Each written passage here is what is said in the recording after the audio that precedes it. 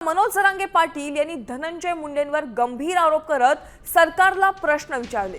माझ्या घातपाताचा विषय खरा असल्यामुळेच मुंडे गप्प आहेत असा थेट आरोप त्यांनी केलाय।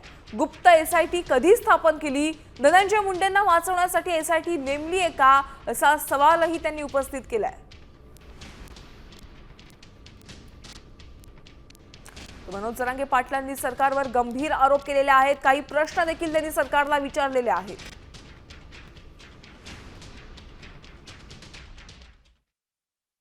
पाटील करतात की त्यांच्या मला यावर काहीही बोलायचं नाही। एसआयटी नेमलेली आहे आणि एसआयटी पूर्णपणे पारदर्शकपणाने काम करते। जरांगे पाटील करतात की त्यांच्या मला यावर काहीही बोलायचं नाही। एसआयटी नेमलेली आहे आणि एसआयटी पूर्णपणे पारदर्शकपणाने काम करते।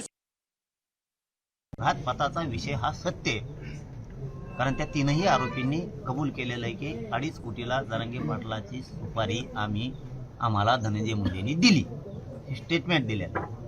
पण त्यांनी एक नवीनच परस्पर तुम्ही यासाठी नेमून ती चौकशी चालू आहे, त्याला एकट्यालाच कसं काय माहिती? म्हणजे तुम्ही शुद्धीकरण करायलात का त्याचं?